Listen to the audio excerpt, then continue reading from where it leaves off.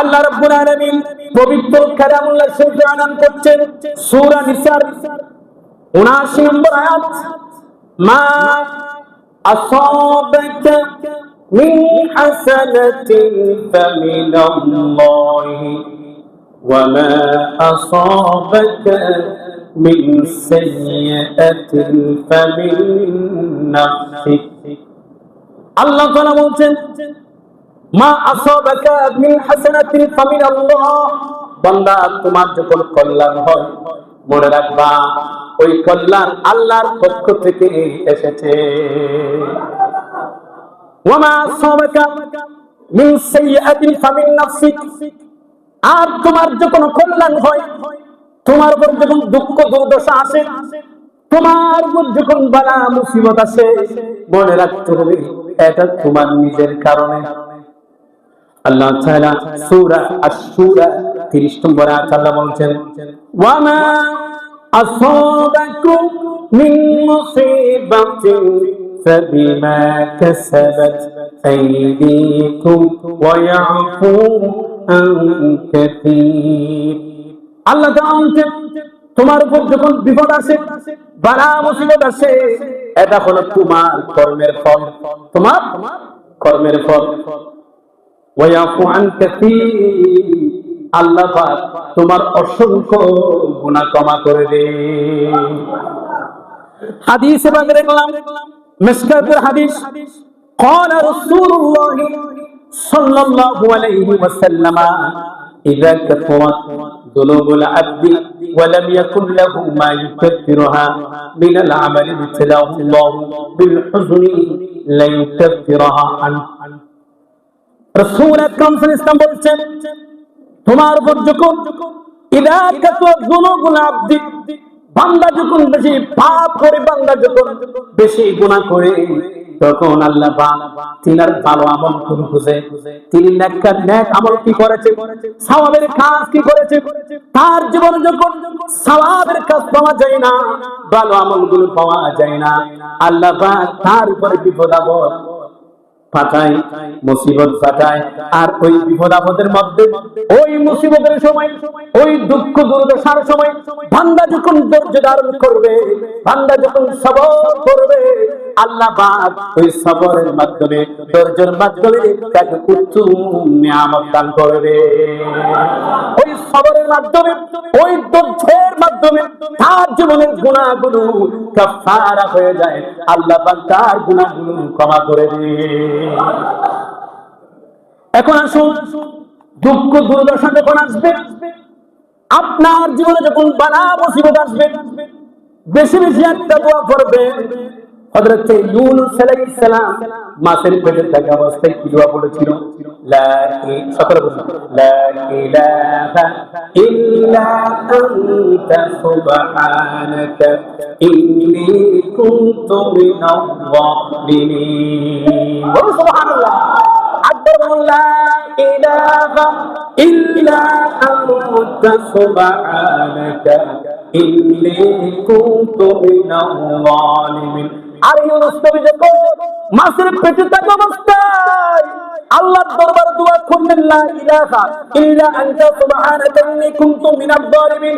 এই আওয়াজ সাগরে শোনা নাই, সাগরের পানি শোনা নাই, সাগরের জমিন শোনা নাই, আর এমন কি পৃথিবীর জমিনের কোন মানুষ শোনা নাই, আমার আল্লাহর সাথে সাথে কিন্তু কেউ শোনা নাই, একজন শুনেছেন, তিনি কে? আল্লাহ পাক সাথে সাথে হযরত ইউনূস নবীর দোয়া কবুল করে আল্লাহ পাক নিজে কুদরতের জবানে জবাব দিয়ে দিলেন। ফাস্তাজাবনা লাহু ওয়া নাজ্জাইনাহু মিনাল গাম্মি ওয়া কাযালিকা নুনজিল মুমিনিন। আল্লাহ পাক হযরত ইউনূস আলাইহিস সালামের দোয়া কবুল করেছেন, সুবহানাল্লাহ। আর শুধু তাই নয়, আল্লাহ তাআলা বলতেন, ওয়া কাযালিকা নুনজিল মুমিনিন।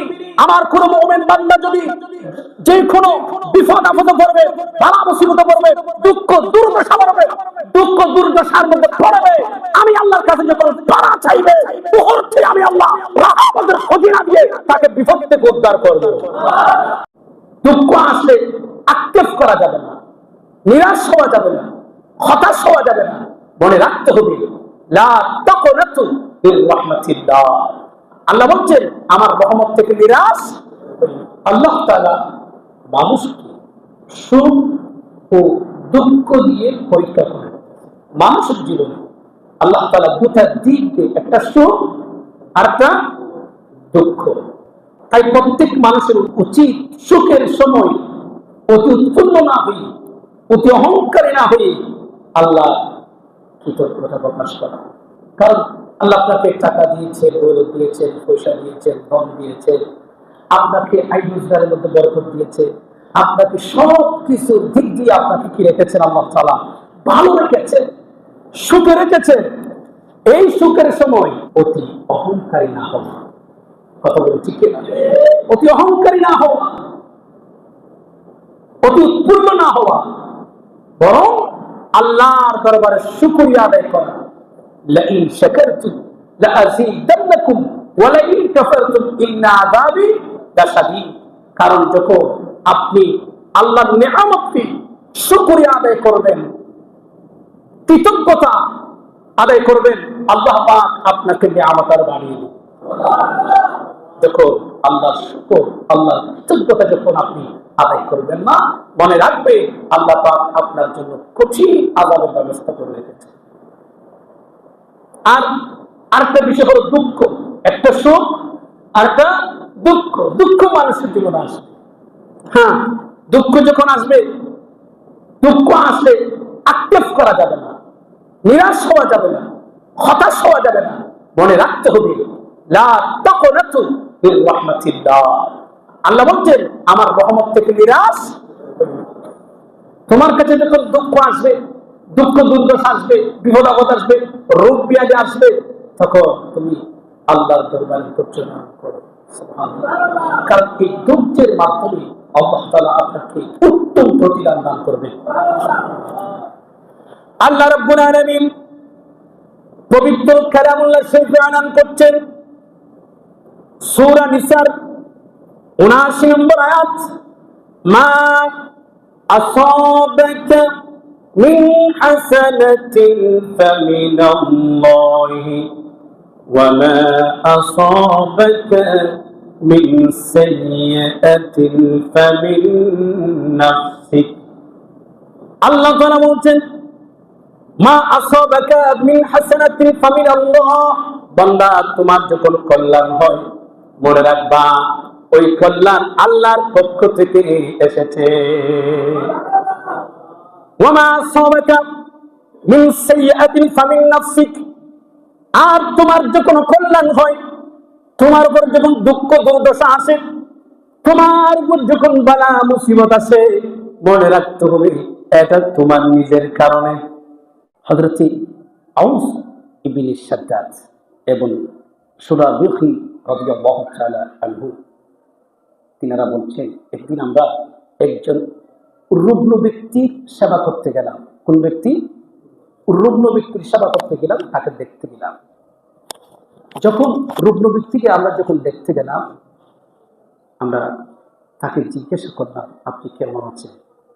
তখন রুগ্ন ব্যক্তি বললেন আলহামদুলিল্লাহ, আল্লাহর নিয়ামতের উপর রয়েছে। সুবহানাল্লাহ। কার প্রশংসা করেছে? কার কৃতজ্ঞতা করেছে? তখন তুমি আজীব আশ্চর্য হয়ে গেলে। হযরত আউস ইবনে শাদ্দাদ বলছে আপনার জন্য সুসংবাদ। তাকে বলছেন আপনার জন্য সুসংবাদ, কারণ আপনার গুনাহ, আপনার ভুল ত্রুটি মার্জনা হওয়ার কারণে। কারণ হযরত আউস ইবনে শাদ্দাদ বলছে সামিআতুন নবী সাল্লাল্লাহু আলাইহি ওয়াসাল্লাম, আমি রাসূল আকরাম সাল্লাল্লাহু আলাইহি ওয়াসাল্লাম থেকে বলতে শুনেছি, রাসূল আকরাম সাল্লাল্লাহু আলাইহি ওয়াসাল্লাম সাফ করছেন নিশ্চয়ই আল্লাহ তাআলা বলেছেন আমার কোন মুমিন বান্দাকে যখন আমি রোগে আক্রান্ত করি, আমার এই মুমিন বান্দা রোগে আক্রান্ত হওয়া সত্ত্বেও আমি আল্লাহর প্রশংসা করি। সুবহানাল্লাহ।